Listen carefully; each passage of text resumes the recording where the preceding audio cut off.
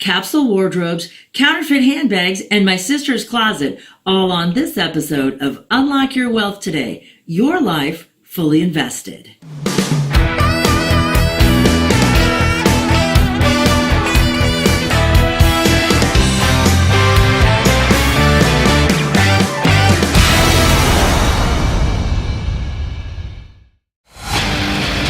In today's Pleasurable Pursuits segment, we are here at my sister's closet in Scottsdale, Arizona, and we're going to be meeting with one of the sisters and Chief Fashion Officer, Tess Liu. Welcome to the show, Tess. Tell us a little bit about luxury consignment. Well, first of all, it's so nice to have you here at my sister's closet. It's a real pleasure. Luxury consignment has come a long way in the 27 years that my sisters and I have been doing this job. When we first started, it had a reputation of being sort of dark and dingy, and we've sort of elevated that to more open and light and happiness, and basically we take any kind of fabulous things that you want to clean out of your closet and make them beautiful and sell them. So for the person that maybe has been, a little bit of a shopper, if you will, and she's looking to maybe lighten her wardrobe, put some cash in her pocket, how does consignment work? Because when we think of purging our closet, we think of going to a charity and donating it, but there's actually value that we can mine out of our closets, isn't there? And if you still want to do a charity, we have accounts set up all throughout the community where we can donate whatever your sales are to that charity. So what you need to do, you can do it a couple ways. You can ask me to come over and help you clean out your closet. You can simply pack up the things you want and bring them to any of our locations without an appointment. We'll help you bring them in. We check them in. You sign a contract that tells you how it works. We sell them, and then you come in and you can get cash, or you can trade them for another fabulous thing. And I can, I'm a customer. What can I say? So. I'm both. I'm a consignor and a customer. Yes. I tell people it either ends up here, or usually I get most everything here, of course. Well, and so for me, I'm not necessarily looking to make money. I'm looking to make more room in my closet for other great things. So I come here and I consign, and then halfway out the door, I find something else that gets filled right back up. But you're super smart to keep editing, because I always say to my sister, it's like a country club. A member has to go for a new member to come in. And you want to keep editing. You want to keep your really great classics that you've had for a while that are beautiful. But your trendier things, you want to keep editing, and things you don't wear anymore, because our lifestyles change so much these days. One moment we're a mom and carpool line, the next moment we're a working woman. So you want to keep editing. I like that term, editing, and I've never really thought of that as editing. We always think of it kind of in a negative fashion when we hear about minimalism and purging and get rid of everything and simplify your life. But I like the concept of editing. So as a person who is continually evolving, and I know what I just went through this past year with menopause and the weight back up and down. Congratulations. Thanks. I really didn't think it was that big of an accomplishment. You're now a goddess. Yeah. Oh, okay, good. Well then, all right. So I've achieved goddess status. Yes. Well, there is some merit to but menopause, everything's apparently. changed. What you like, what you think you like, your body, it all changes. So to me, editing keeps you current and keeps you on top of looking your best. Because you don't want to be what you were 5 years ago. You want to be what you are today. I'm certainly not what I was 5 years ago. And I like different things now, and I have my little uniforms that I work with. And the other important thing about luxury consignment is sustainability. We're using over and over again really beautiful quality pieces that have been made with lots of love. Instead of going to some big box store where they make 100,000 items of one piece, sells for $7, and then it ends up, we don't even know what to do with it anymore. The landfill doesn't even want all the clothes we manufacture. So this is sustainability and being recycling, upcycling, doing what's right. So as I'm thinking about editing, because I'm not the same person I was 5 days ago. That's right. So I can't even remember 5 days ago, so who knows who I was. Yeah, it's probably part of that whole menopause thing, too. So as I'm thinking about editing, how often, should be my edit frequency? Is this every season, every couple of seasons? How do we know when it's time to edit? You should edit every season. You should also, if you haven't worn it in a year, really evaluate it and get rid of it. And it's an easy trick. You can put your hangers all facing one way, and when you wear something, they face the other way. At the end of a month, you can even look and see what you haven't worn. So you need to edit yearly. If you haven't worn it, you haven't used that bag, you haven't worn those earrings. Well, earrings are different because you have your favorites. But the ones you buy for special events, you might never wear again. It might be a one-time thing. And seasonally, you want to edit because that's when we do our big fall, spring unveiling, and you can bring in a lot of stuff and make a lot of money. And that's the other thing too. Like you said, you're not necessarily looking for money. A lot of people aren't. They might want to trade it in for a Chanel handbag, but you might want to give it to charity, but it's still a better way than just tossing it aside. Because there's so many beautiful pieces of clothing.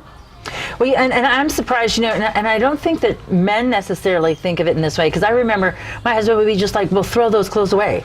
And I'm like, oh my gosh, you just pulled 4 Versace shirts out of your closet. There's no throwing that away. There's no throwing I'm like, give it to me, then I'll go make some money on it. That's right. And somebody else will buy it and give it another life, and then somebody else will buy it and give it another life. And think about that concept we used to have of just throwing things away. Like, where does it go? Right. Eventually, when the Earth is a finite resource. One planet, no planet B. Right? So when something has been in our store for say 120 days and it hasn't sold, then we take it to our thrift store, which is a complete nonprofit, which we give every penny of that back to the community. Last year we gave over $300,000 away. Wow. But after that, if it doesn't sell from our thrift store, it's bundled up and it's then donated to another place by the pound. So the more that we can do consignment and keep editing and keep giving back and being really conscious shoppers, the better we're all doing in the world. I really like that. Now, I'm thinking about this seasonal edit. It's been kind of ruminating since you mentioned it. Now, you have stores all over, but in Arizona, how do we edit when we can wear stuff for so much longer because of the weather is so mild? We pretend, because I mean, I do. I do too. I'm sitting here and I'm already perspiring in my suede pants, but it's November. I bring my tall boots out in October and I wear them, and I'm hot as well. But we keep our fabrics light, and we just do different colors for the fall, for the summer, for the winter. And we do need a jacket from time to time. And here's the other thing. The air conditioning is always blowing, and you always need some great little wrap or something to put on. But you still keep editing because of that changing process of who we are. Right. And because you come in here and there's 1,000 new things you might want to put in your closet. Right. Well, and as I'm thinking about this, and we talk about finite resources, finite spaces. Let's say I'm an up-and-coming young businesswoman or businessman, because you also have well-suited. So I'm an up-and-comer, but I have limited space and limited financial resources. So how do I know how many, like, is there a rule of thumb, like a basic, I think they call it capsules. Like, what should I do to set up a minimum wardrobe that I edit on a seasonal basis? You're exactly right. It is called a capsule wardrobe, and that's what I was going to say to you. You build a capsule, and you do that by, you select colors. You have a basic color and then 2 secondaries and an accent color. And you start super basic with a suit for men and women both. Pieces that you can change into other pieces. Then you gradually add to it, but you keep it very, very minimal. You keep it to maybe 1 suit and then a couple skirts, maybe 4 tops, 3 pairs of shoes, 1 day handbag, 1 evening handbag. And you get it so you have 20 pieces that you can interchange and make 200 outfits. Okay, all right. Because I was starting to panic there, because I remember in a former life I used to write the society column for the Tribune, and so I had to be in an event all the time, and I had limited resources. I was newly divorced, and I was like, oh my gosh. But you had to look great. Yes, and I didn't want to look like, did she just wear that for the 200th time? So I had this It's kind of a funny story. I had my wardrobe set up that on the hanger I had a piece of paper hanging on, and then so when I wore it at a particular event, I wrote that event. So I wore this gown at this event. It's brilliant. And so I wouldn't be really photographed brilliant. at the same event year after year. That's really smart. I also go through, and I know when I have a lot of events or where I'm working, I'll pull for the week and I'll put my little tag on there as to when I'm going to wear that. So I just kind of do the pre to what you do the post. Right. But this is also fabulous because you can get a great party dress here for $24.95. And it's a designer one. And it's a designer one, and if you think about it, that's 3 cups of coffee at Starbucks. So, and I drink those high maintenance cups too that are like $8 a glass. I just confessed something. And then you can consign it again, and then build your account up, and then keep doing that. For those of us that do go to a lot of events. That's a really great idea, and I hadn't thought of it in that way. You know, I was always trying to be really budget conscious and but not, you know, because we need clothes, but we don't want to just live for our wardrobes. But our wardrobes say so much about us. You know, and I think about Moravian's rule and body language. You know, 55% of our conversation or our communications are nonverbal. And so how we present ourselves in those first impressions are super important.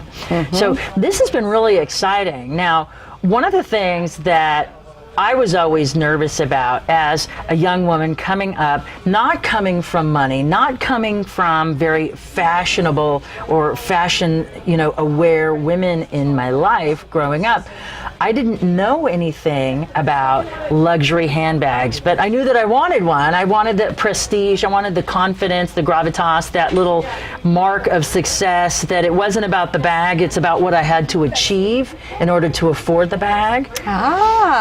So that's what, those were always markers of my success. Fashion for me has always been a marker of my success. What's the next level? You know, and I used to do that with perfumes too. And I would say, you know, okay, so this is the smell of success for this year. And maybe I could spend a little bit more on the next bottle. Like as my income grew, I kind of did it that way.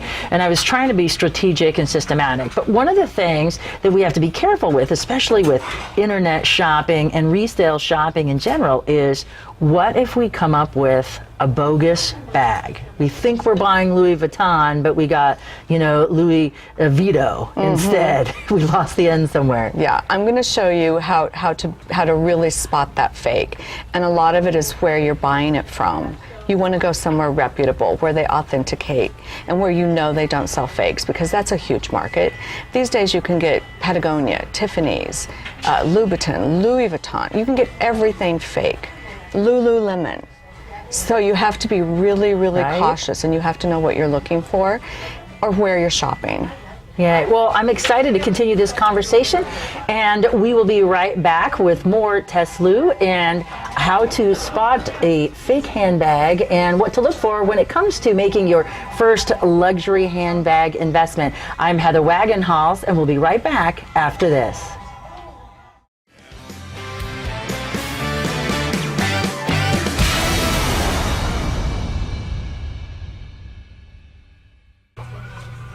Welcome back to Unlock Your Wealth Today. I'm your purveyor of prosperity, Heather Wagenhals, and we are here with the Chief Fashion Officer of My Sister's Closet, Tess Lou, and we're going to talk about how to spot a fake handbag. So, how common are counterfeits?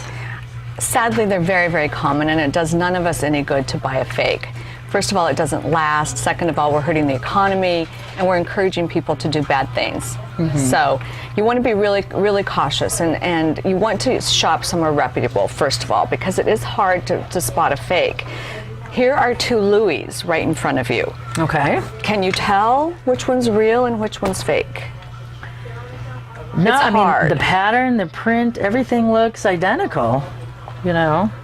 Comes with the squiggly paper on it. It's got the squiggly paper. It's got a little, you know, a little official looking LV, but you start really looking at it and touching it, and something's just not quite right. And you start looking at the hardware and the stitching, and feel this. Does that feel like leather? No. Oh, no, that's definitely not leather. And so then you look at the stamp. You feel the interior. Nothing feels quite right. Look at this little thing. If this bag retailed for $2,000, this is what you're going to get for $2,000, really think about it. It doesn't feel right. It doesn't look right. Nothing about this bag is right. And then when you really know your stuff, you dig a little deeper and you look for your identification number, and there's not one to be found. Okay. So that is your fake. We hate fakes. We're just going to, that's how we feel about fakes. There you have it. If you bring us a fake, we'll return it to you right away. We'll authenticate it if there's any question, and we have staff here that authenticates, and then beyond that point, we'll send it away if we're not even sure.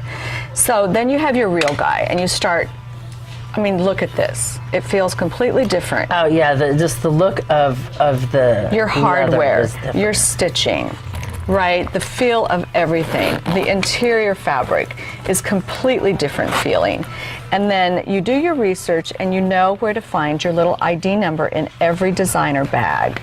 Okay. And this one is right here in the corner in this little tab. Oh wow. This tells you this is a real bag. Oh, okay. Besides everything else that you're using your thought process to know that this feels really great. So why would a counterfeiter not stick one of those in? Well, I'm sure they try, but this is the verification that then you can then go to and say, well, it has this, and then you can look it up and see, is this really real? They haven't gotten this far yet because it's coded and such.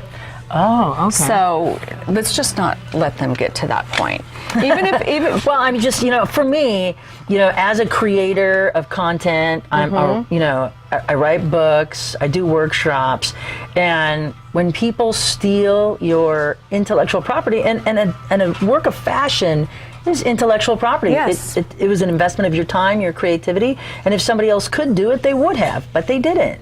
They're So there's a value. They're trying. In Chanel, they'll make the little cards, everything, the packaging. But yet it's still not quite right. They can't get it 100%. And so you have to go somewhere where we look at every single last detail to make sure that it is indeed authentic. And like I said, if we have any question, then off it goes to yet one more person to look at it, and we have to ship that away, and that's a fee.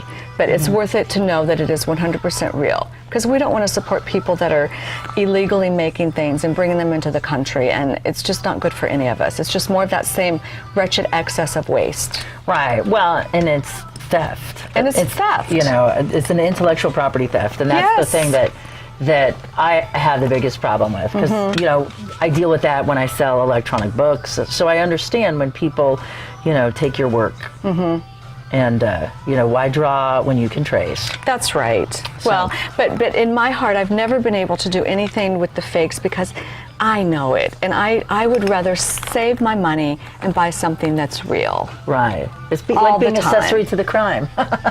It's not right under any circumstances. Yeah. So you've pulled some other bags here. So let's talk about some of these others that you have, because you have one of my favorites that I've yet to acquire. I see you eyeing that, and it's your color too. I know. It matches my eyes. Let's talk about the one that you're eyeing, the beautiful Birkin bag. And this, of course, is named after Jane Birkin, who was married to Serge Gainsbourg. And she, so funny, her favorite thing to carry was a little wicker basket, but yet Hermes still made this beautiful, beautiful bag in her honor. And this is really the coveted bag. It used to be that you had to go on a wait list at Hermes for at least a year, or you had to have a really great connection to get one of these. Now you can come to my sister's closet and get an Hermes bag. Yes, and that's what's so exciting about it. It's so exciting. Because like I said before in the previous segment, I just don't get them to have them. It's representative of some sort of achievement. For yourself, personally. Because I don't care what anybody else is thinking about what I'm carrying or doing. Right. But to me, I know that I've earned the money and I've worked really hard to carry my Birkin bag. Yes. So you're going to try to make me walk out with this on the way out of this segment. This is such a great color. Okay, so moving on so I can refocus. Okay. Here's another one of my favorites. I love their shoes. Oh my gosh, this bag is so sexy. Let's just say it. Yes. It's sexy. This is Vuitton, right? And they don't do a lot of bags, but everything they do beautifully. It's sexy. And this one is just lined in the red and gorgeous. And this probably retailed for about $3,500 to $4,000. Oh wow. And we've got it priced $1,395. So that's like 70% off? Most of our things are 70 to 90% off retail. And this is in beautiful This, you take that one home. I'm going to take this one home. I know. So beautiful. And then we'll have to go out for a nice ladies' lunch somewhere fancy. Sexy ladies' lunch. Okay, this is another one of my favorite designers, Tom Ford. Okay. I love his fragrances. Tom Ford. The most classy guy. Everything he makes is beautiful. This is a wallet we got in, new with tags. Wow. Shows where it was purchased, how much it costs, $8.80. Holy smokes, $8.90. $8.90. I got the new Have your glasses on. Where are the new glasses today? This is stunningly beautiful. Okay. You have a great wallet like this, you don't even need a bag. Well, yeah, because it's large enough to carry all your and essentials. it's so good looking. So we love Tom Ford. And this one just, you know, it has the new tags. It could still be fake. So you still want to check everything out. And you just know that one's good. Yes. Gucci, so many fakes out there because it's so popular. Well, and you know, and they licensed the heck out of their brand years ago, and so they had to do quite the job of cleaning up their brand. Remember in the 80s, you know, you could go anywhere and there was something with a Gucci label on it. So. Now because of Alessandro Michele and all of his funky things he's doing with Gucci, so popular. I mean, you can find this Gucci stuff in China by the boatload. Don't buy it. So I thought this was a really beautiful bag. This is Versace collection. This is not the upper end Versace. This is like Versace's little sister. That's a little more affordable, but this bag still is about $1,200 new, and it came in new with tags. Love the color. Love that it's a tote bag, because for that young girl or for anybody carrying your computer and such around, this is perfect. This is a year-round bag for those of us in Arizona. Yeah. Well, and you know, you wouldn't necessarily think that because it kind of evokes thoughts of spring. It does. But if I carry this and I'm wearing a dark Loden green, this becomes fall. If I'm in the summer and I wear this with white, it's vibrant and it becomes summer. And you could also take a beautiful Hermes bag and Hermes scarf in brown and golds and wrap your handles. But look how beautiful it is with this color. Oh, see, and so now I can feel fall. Now you feel fall just by that even little with pairing. this. I mean, it just takes on a different feeling. So we can have these brighter colors. We don't have to just go with the reserved colors for fall. I mean, fashion's changing so much. What happened to no white after, you know, Labor Day? Rules are for nobody. Rules are for the runway. It's like you see the runway things, and that's really amazing things. You pick and choose what you like, but style is when you take that one piece and you make it your own. I see this on the runway, yet I'm going to buy it and do a lot of different things with it, especially if I'm on a budget. I only need one bag. At $375 year-round, I can take this as my briefcase. I could even take it and have my initials put in chocolate brown. I could do a lot with this one simple piece. And that's really exciting to think about. I can own a Versace for 70% off. I mean, that's an astronomical amount of money to save, you know, and you can still look as good as your friends, but you'll probably look better because you're a smarter shopper. Think how great you're going to look if you wear this with an all same color outfit, an all orange outfit, and you're very monochromatic. That's going to be a showstopper. Oh, I love that. It's in my color wheelhouse of my three colors. And I didn't know that when I pulled all these bags, but yes. but evidently I was getting a message here. This is going to be a costly interview. I feel that already. Well, this Coach bag I pulled too is also, now look at this. It's all those colors. Oh, it's got the colors combined. It's got the colors combined. Yay. So I can make this my weekend bag, and then I can have this in my wallet to go spend more money. This is a great Coach bag, $125. Oh my gosh. It's and stunning. This brand has really evolved, you know, from what its humble beginnings were, I thought, you know. And I've really enjoyed the fresh designs and inspiration that's been coming out of the They're Coach making house. Great shoes, by the way. Yeah. They've got one little chunk of shoes that they're doing more designer influenced, and they're fabulous. And they're affordable. Yes, well, I love that. Well, you've done such an amazing job. Thank you, Heather. Of kind of giving us a really great education about how to buy, what to look for, and how to build our wardrobes. And so the next question becomes, where are my sister's closets? Oh my gosh, we have quite a few in the valley. We have one up north. We also have well suited in my sister's attic. So you can furnish your home and your boyfriend or your ex-boyfriend or your husband. I like that furniture. Or your next husband, whatever these days, whatever it may be. Now serving number 3. But we have them up North Scottsdale. We have our flagship store here, Lincoln and Scottsdale. And then we're in Central Phoenix, and then we're in Chandler, and we're in Southern California. I know. So I was hearing you talking about opening up a new store. Where's this location? That's in Encinitas, and we already have a My Sister's Closet and a Well Suited there, and we're opening an attic by December 1st. Yes. That's so exciting. Yes, so it is. Now, do you also have online options? We have a website, mysisterscloset.com. Then you can go to Well Suited or My Sister's Attic, and we try to post some of our faves. Dynamic pieces. And then some of our other pieces that are just beautiful and that people love. So I don't have to be near a store to be able to shop at 70% off for designer stuff. No! That's what's so exciting. The other great thing that I use our stores for too is you can go on a wish list. You can say, I want a olive green Birkin bag, and when any of our stores get one, they will call you. So you can shop that way as well. Oh, wow. So it's like having a personal shopper. Exactly. That's pretty exciting. So what is your website again? mysisterscloset.com. Well, thank you for being a part of today's show, Tess. Thank you, Heather. And for those of you that don't happen to have a pencil, never fear. UnlockYourWealthToday.com is here, where you can visit Tess's show page, get the links to all of her stores and resources, and so much more. For the maestro of moolah, Michael Terry, I'm Heather Wagenhals. Now go out and unlock your wealth today.